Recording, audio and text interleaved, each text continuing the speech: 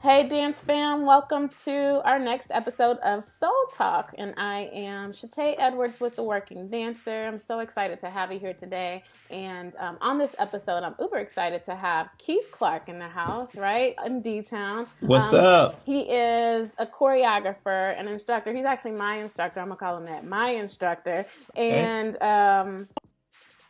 performer, right? So he co-choreographed a show called Bollywood Beats. But he teaches all over the city of Dallas and everywhere, actually. Very well-respected performer. And I would call him like the professional's professional, right? The professional's instructor, right? Okay. So Okay. I'm excited to have him. Thank you, Keith, for joining us on Soul Talk. How are you?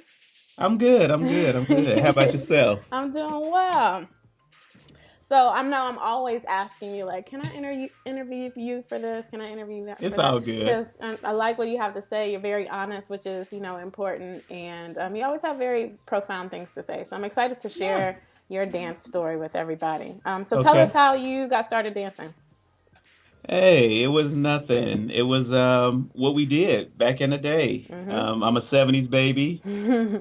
So growing up on George Clinton and Parliament and Funk, a little bit of James Brown. When I was old enough to go to the skating rink, which was around the age of 8 or 9, is kind of when I fell in love with dance. Dance is in my blood, but I didn't necessarily know that I was good. It was just something that we did in the family, me and some of my close friends did, whether it be at the parties or sleepovers or whatever. And that's literally how I got started. I literally just loved the music that was out, during the time. It connected with me, particularly James Brown, and then a lot of jazz, And growing up in the Midwest, Gary, Indiana, which is close to Chicago, a lot of house music. Yep. And I love house music. And once I connected to that energy in 4th grade, it was the sky was the limit. The sky was the limit. And that's literally how I got my start, just boogieing on my skates. I haven't been on my skates in I don't know how many decades, which is I do plan on doing that by the end of the year and trying to get back good at it, getting my road skate status back. Because I used to tumble in my skates. I used to dance in my skates. I used to do all those tricks in my skates. Before I actually started dancing. So that was kind of like my first foray. It's what we did, anytime a big group of us got together, whether it be family, friends, the neighborhood, associates, music always brought us together and we just boogied. And it was several generations represented. Right. And good food. That always helps. So it was social for you. It was a celebration. It was just there was no such thing as not dancing. Basically, it was just a part of your life. Exactly. Right. Exactly. Whether you go down the Soul Train line, whether your mama wanted you to show everybody the Michael Jackson, right, or the James Brown, or the latest little step that you've been doing. It was 9 times out of 10 it was either James Brown or Michael Jackson. Show them that kick, show them that moonwalk, go on and pop and lock it. So then, did you feel like when you were young, you wanted to do it for a living? Did you know that you could do it for a living? Like, how did it become work for you? Right? No, that's what's funny. And it's still, and granted, because I grew up, my mom was in theater, so I grew up kind of watching dance and seeing it on TV. So I knew that there was a living to be made at it. But it was so common. It was so common that I thought everyone did it. Whether they were good at it or not, everyone had movement. So I never really looked at it as a profession until I started getting asked to help choreograph other groups around town because they saw my dance group always winning the talent shows. No. And so, which kind of caused a little conflict with my group because they thought I was giving away the best moves, which I'm not. But now it's making me, because I'm a creative person, it's making me stretch my brain a little bit more to various avenues. And even with that, I think that's where I learned how to teach various people. Oh, nice. In that avenue. But I'm like, okay, if you guys really want me like this, you're going to have to pay me. And majority of the time, actually back then, I had no problem getting paid than I do kind of now, which is funny. Now that my craft is honed and everything. And back then, I mean, yes, was it cheap? Yeah, but when you're in elementary school and middle school, $20 is a lot of money too. You know what I'm saying? Because at my time, like, I just need money to catch the bus, to get to the skating rink, maybe $10 so I can, get my coins and my tokens to play the arcade games, Uh-huh. maybe a little bit of pool. I was set. Give me a hot dog or two, some popcorn, Pickle and I and was some now and set. laters. Exactly. Some lemon heads and bought some baked beans. Right. And so I never really looked at it as a profession, but I looked at it professionally enough because I knew that there was a standard that was set. And when people are like, I can't wait to see what you do next time, I was like, oh, people are like really watching. Okay. And then I will circumvent that at the same time it was happening.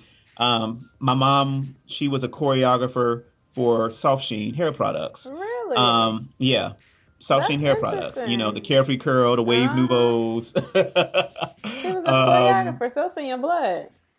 yeah, so she would help co-choreograph a lot of their hair shows. Like they had the big Bronner Brothers and stuff like Yeah. that. Well, Soft Sheen products did that, and so I actually helped start one of the campaigns.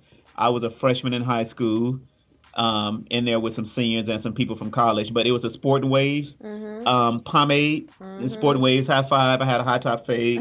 They actually texturized my hair, blew it all the way up. I was mad. I was crying the night before because it was ugly. It was high. It was ugly. I was like, if y'all go add a texturize, at least make it curly and do what it do. But they straight blow dried it straight out, straight up, and then it didn't have no shape to it, so I looked like a treasure troll. So they didn't even like really shape it into a box. They just blow dried it all the way out, and it was just sticking up on top of my head. And then that was in the 80s. So then I was mad because they wanted us to just dance in biking shorts. That is straight 80s. That is Because we very was premiering 80s. like halftime at a basketball game. I'm like, we can't wear like sweatpants, no breakaways. Nope. No. They wanted biking shorts and a tank top. Yeah, that I'm sounds like, this about is right. tacky and rude. That But sounds about right. so in that avenue, because my mom was mainly modern jazz, tap, ballet, when hip hop was starting to become a thing and become the thing, and everyone wanted this fresh movement, she would always kind of come to me. Well, she did it one time, and took all the credit for it. Your mama stole your work, huh? Right. And I was just like, okay, this how the industry works. Huh? Wow. You pulling me up at midnight, 1 o'clock in the morning to show you the latest dances and moves. And then you go do this. So I remember going to one of the directors, say, anytime you need anything like that, contact me directly. And he started doing it. I already had dancers. I got my own dance group. This is how much we want each dancer. And it started there. And it just kind of progressed. Okay, so you were already performing some pretty big concerts, but you were pursuing a career in something else altogether. Yes, I was. I want to be everything. I want to be a ninja, want to be an assassin, want to be an architect. You know what I'm saying? Like the sky was the limit. I wanted to fight crime. It's like I was gonna have a regular job during the day and go out at night fight crime. Literally, even like the boyhood dream. That's literally what I wanted to do. But entering college, I entered in for interior design and construction management because I love working with my hands. I love being creative. I was always building model airplanes and model cars, playing with the Lego sets, constrictor sets. So I was really big on building and constructing. And like I say, dance for me was my getaway. It was my weekend fun time. It was my I'm stressed, I'm mad, I'm angry, fun time, And when I couldn't dance, I would always draw because I did want to be a comic book illustrator as well. I did. You I really did. did want to I be was real big into everything. comic books. I wanted to be everything. The sky's the limit. Sky's the limit. So like I say, dance, like I say, I named off about 10 things and Right. dance was not there first. But everyone kept wanted to push me there. But I also kind of knew how the industry was, kind of seeing my mom, growing up. And I was just like, I don't want to be a part of that. It's too much. How can somebody tell you that they like how you dance or not? It's just like art to me. It's very subjective. It is. But I see how some people get crushed by the opinion of someone else who really didn't have a hand in giving them this talent or this gift. So I never really wanted to be subjected to that. Okay. And I never really wanted to dance or move like anyone else. And I knew that there was a bit of conforming that you would have to do on that side of it. Because even when I would do stuff, they always like, you just stand out. And I'm like, I'm not trying to. I'm doing a move how you gave it to me. It may not be as dry as you gave it to me. Because like I say, I didn't know I was a choreographer until people were like, well, every time you at the club, yeah, it's the latest dances, but you add your own twist to it. So you're kind of making your own step. And I'm like, oh, I never looked at it like that. It's just the way that I feel the music. I'm not trying to be different. So I even still get that. I mean, I learned how to kind of blend in, but even in my blending in, I still stand out. It wasn't until my senior year in college, because I had maybe like 2 semesters, not back to back, where, grades was a little bit low. So I wanted to boost my GPA. And the repertory company on Purdue's campus had been wanting me for ages.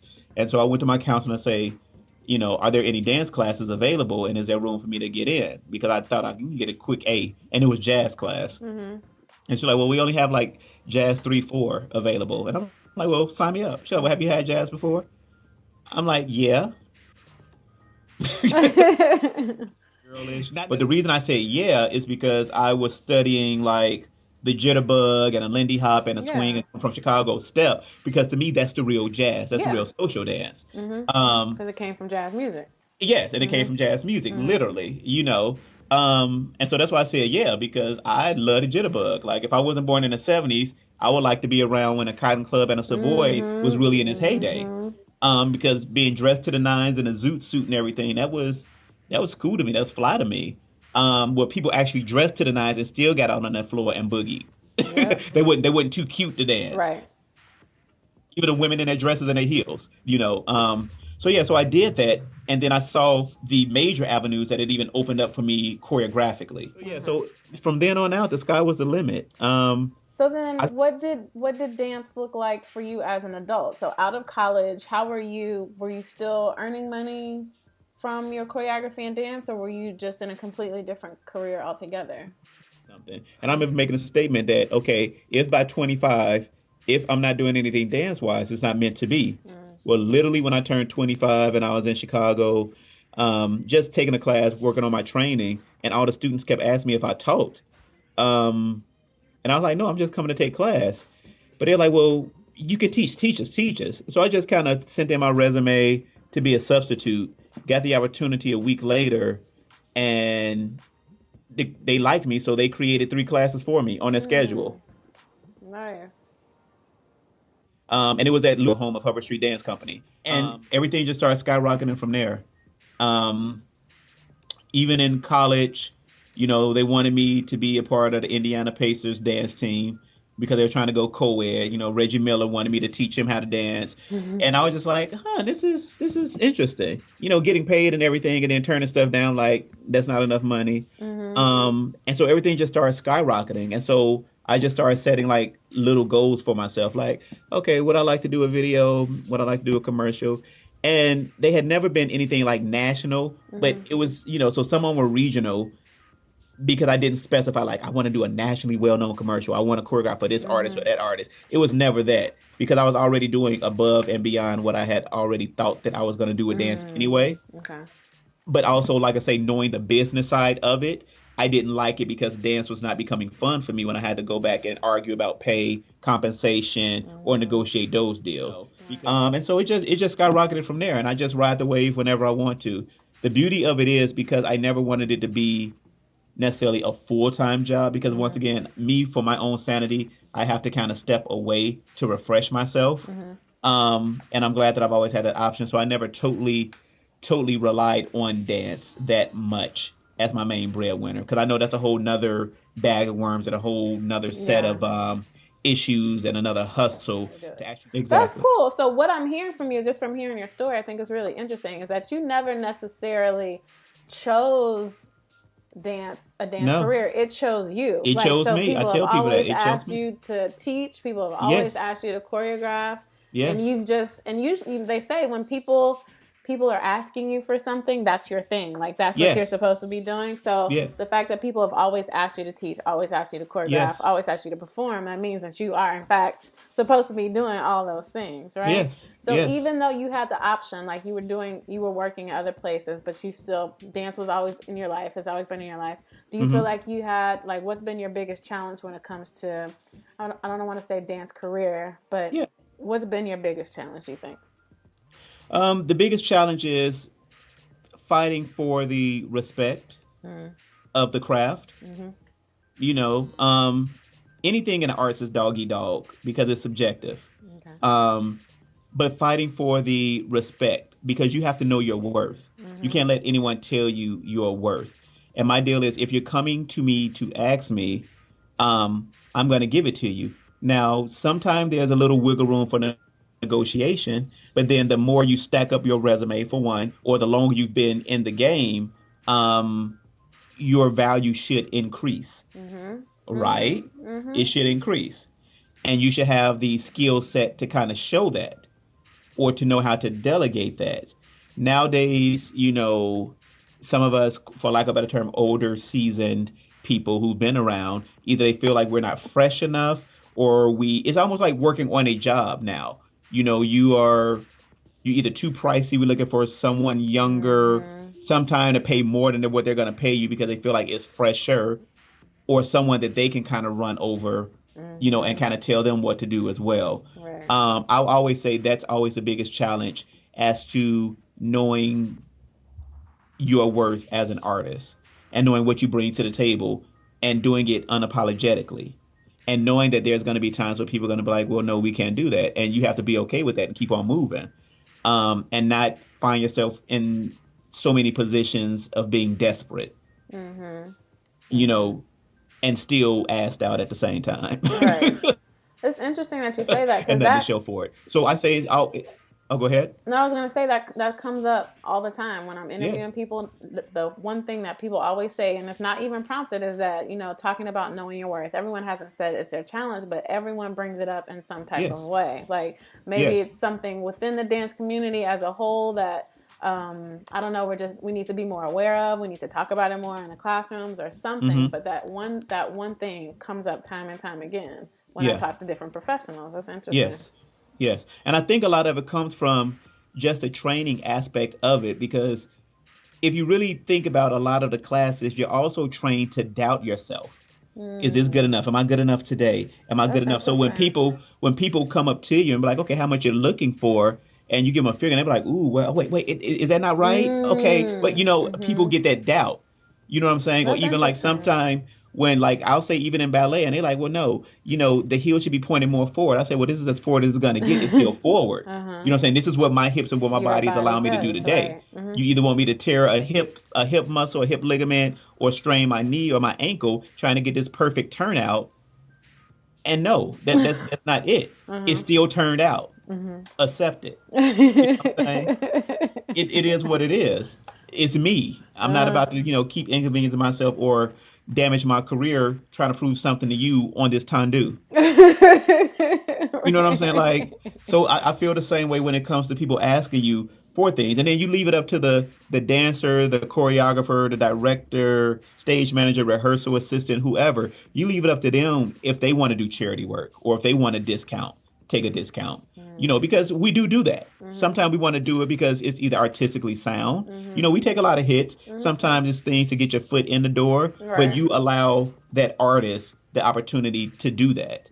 Don't I feel like a lot of people try to present it to us first. Right. Sure that I always tell people, make sure you have good strong working relationships. Any position that you put yourself or find yourself in, that you give 100%.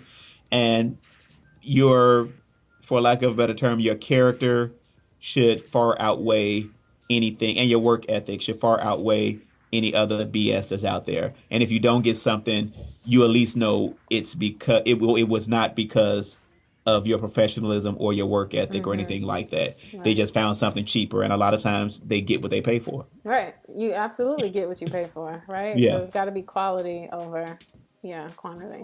So because you've been in the game for so long, people would consider you like don't even want to say pioneer because that makes you seem like really, really, really old. Right, And like you're I not started that something. old, right? But you're well respected in the community as somebody, Yeah. you know, like pay their dues, know what he's talking about, you know, Yeah. teacher, all that kind of stuff.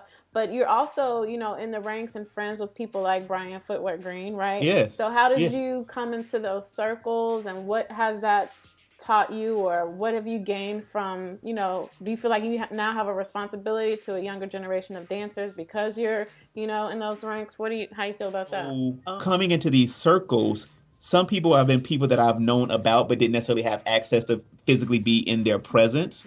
So when it kind of come around, like what did Wendy Williams say? You've already been my best friend in my head. And so it's like that. The deal with Brian, I had knew of him.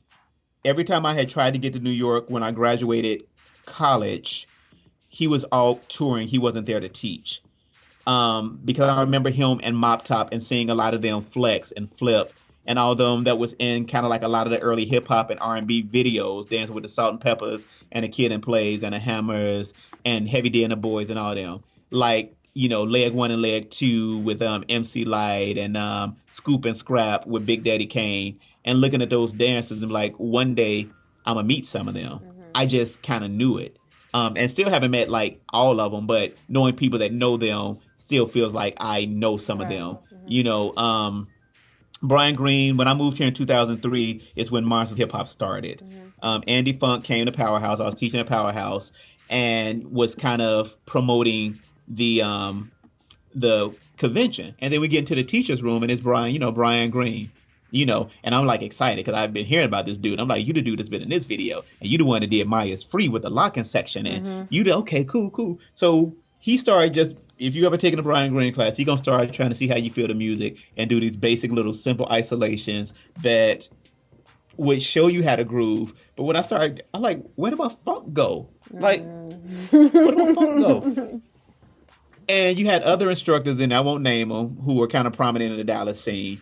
First, they was all struggling because one, he just put on instrumental music. He just put on beats. And by him being from, I think, he was the only one from the East Coast that was on the bill. So, you know, their vibe is totally different from the West Coast. Right. So, you know, the swag and everything is different. So he's just doing basic, what we call posturing movements. And you know, had to catch it with a little bit of isolations. And, you know, we got in the middle of maybe some chest isolations, and he turned to me. He said, "You from Chicago, ain't you?" And everybody was just like, "Oh, how did he know? You know him?" I'm like, "No." And I'm looking at him, he's like, "I can tell by the way you move." Speed it up probably about 3-4 years ago. I don't know how I came across him on Facebook, because when Facebook was popping in MySpace, he wasn't even on there. And I sent him a message. I said, "I don't know if you remember me, but I met you in Dallas." He's like, "Yeah, I remember you. You was in a teacher hip hop class. Chicago, right?" No. This had probably been about 7-8 years. Really? Yeah.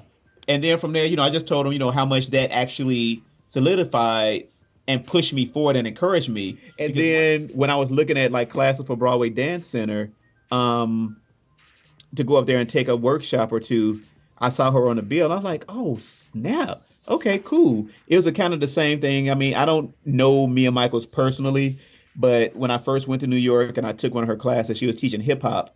It was for a dance groove workshop. I remember that, yeah. Which was hilarious. Yeah. And she blew me away. I had already knew of her. This was when she was rocking dreads. And she actually taught a house combo. Really? That's pretty cool. It was hot. And kind of afterwards, she kept calling my name. I was tired. It's my first time in New York. I made the mistake of going out the night before. And so just kind of knowing some people and kind of being in contact with them over social media put me in some of those circles. Right. That's cool. Yeah. I like, you said a lot of nice, cool, like really good things, but I want to wrap us up because we could be talking about this like all day. We can. But what I really got from it is that you made these connections in class, basically. So that's one thing I can't stress enough is like get in class. That's where I met you, in a class, right? Yes. So that's how you make these connections. That's how you grow as a performer and a person. You stay within those communities and you'll grow where you're planted. So that's real cool. Okay, so then tell us about your business. You want to talk about that? We could talk about all the side hustles I got going on. Well, they actually business, not even hustles. coming from the dance world and kind of running track, you have your slew of injuries and things of that nature. I was introduced to massage therapy back in '98 when I had my first massage. Doctors have been wanting to operate on my knees because I was bow leg for one. I say was I'm bow leg, not legged, because the right leg is more bow than the left now. Since I dislocated my left one in eighth grade and they popped it back in a Ew. little bit straighter than the right. But they had always wanted to just do surgery on my knees. And told me I had to stop dancing and running track for the rest of my life. But they couldn't tell me what the surgery was going to do. So speed it up. Senior year in college, I was having issues with my knees. My legs weren't really bending that much. Went to go see a massage therapist. She worked on me for an hour, and it's like I had new wheels. And I like just by touching me, all these aches and pains are gone. And so I started researching it on my own, and then just started applying the techniques. So I am a licensed massage therapist here in the state of Texas. I have my own business. I'm a sole practitioner. It is Revivify Massage Therapy. I've been Revivify in business. massage therapy. Yeah, Revivify Massage Therapy. Okay. That's Revivify. Okay. And the website is revivify.massagetherapy.com. Okay. When I decided to leave corporate, hopefully for good, I decided to strike out on my own. This is something I wanted to do going into retirement, but I've been in business about 5.5 years. Okay. Yeah, 5.5 years now with my Nice. own business, massage wise. And then segueing into that, using a lot of products on clients, I kind of got into aromatherapy. And clients were asking what scents was I using and also what oils was I using on them that was not leaving them oily or, lotions. And I started creating my own lotions based upon those specific needs of clients. I see a lot of clients with a lot of health issues that they either trust me to help them manage their pain or to, and I can't say cure or heal because that's outside of my scope, but for the better part, give them alternatives to either surgery or to help them lessen their medications. And that's kind of where my line of oils and body butters and things come from, because they're heavily infused with aromatherapy, because I do believe in the healing power of what God put on this earth, the plants, the spices, the Right. things of that nature, and not all this man-made pharmaceuticals. And so that is the KCC, which stands for the Keith Clark Collection. That website is the letter K, the number 2, the letter C, .bigcartel.com. Or you can just follow me at the Keith Clark Collection on Instagram and on Facebook. Okay. And I give a lot of different health tips and things of that nature, as well as pubbing my products. And that's been live for it'll be 2 years this November, going strong, but 3 years behind the scenes of kind of researching and trying to make my product a little bit different from what's already out there on the market. So I do all those things. Nice. Would I do all you those things. suggest dancers get massages regularly? Yes, it's very Wow. preventative. Athletes, your regular average everyday person, if you notice, everyone is walking around stressed out. Everybody tries to take some kind of pill to make them feel good, whether it's a 5-hour energy drink, because we all overworked and underpaid and everybody's on their grind and everybody is hustling, and the way the world is set up and social media has everyone looking like if you're not doing that, it's something wrong with you. And everyone is going, burning the candle with both ends of the stick all the time. So there's a level of stress that is happening, which causes the health problems. A lot of people don't eat well, so that causes a lot of issues. But as dancers, or anyone who actually physically use their body as their job, as their instrument, you need to take care of it like a car, like a piece of machinery. Your car needs a tune up every now and then. You got to get the oil change, things of that nature. Same thing with massage. Not only does it decrease the stress, but it keeps your muscles in balance and supple enough for the demands that, for one thing, that dancers put on their bodies. Because we start developing all kind of aches and pains and bad habits. Because sometimes we dance to a lot of injuries because we have to, because we can't pull out of the gig. We can't stop teaching. So we learn how to dance around the injuries, which create bad habits in our bodies, muscle memory. And so massage therapy can actually help you get back into alignment, not only mentally, spiritually, but also physically as well. Nice. I love that. I love that. Okay, Yes. so you've given us all your websites, all your social media handles. So we are wrapping up. So what's one tip that you would give to dancers, or even just to a younger you? Like, what's one takeaway you would want to leave with a young dancer? Never forget who you are. Never forget who you are and why you do what you do. The why sometimes changes. It should evolve. Yeah. It should evolve. So that's not going to always be consistent, but never forget who you are as an individual and what you stand for. And be open to all the different people that you're going to meet because all of us are put on this earth for a specific purpose. And we all have a specific mission that is supposed to interweave so that we can all help each other for the betterment of society. So never totally negate someone else's contribution, to this existence, whether good or bad. You don't always have to be around it, but never negate it because it's there to teach you a lesson about yourself, or to help, burn something off of you that you need to, or help elevate you to another level. So never forget who you are. Never, never, never, never Nice. forget who you are. Even if you have to write it down and, say little mantras to yourself to remind you, particularly in this industry, because you're going to have people trying to tell you what you're not Always. all the And time. rejection and, Yes, all the life time. happens You, and all that yeah, stuff. you have to have thick skin and you have to be like, okay, you might not like me and they might not like me and they might not like me, but somebody gonna like me and you have to keep pushing. Nice. Yeah. Yeah. Nice. I love Yeah. that. Well, thank you, Keith. I appreciate it. No problem. We have enjoyed your story, all your tidbits of information. Make sure that everybody can get in touch with you. Go support the Keith Clark collection and get yourself a Yes. massage, y'all. Yes. So we'll post all of that. Thank you again. And until next time, happy dancing, folks. Yes. Yes.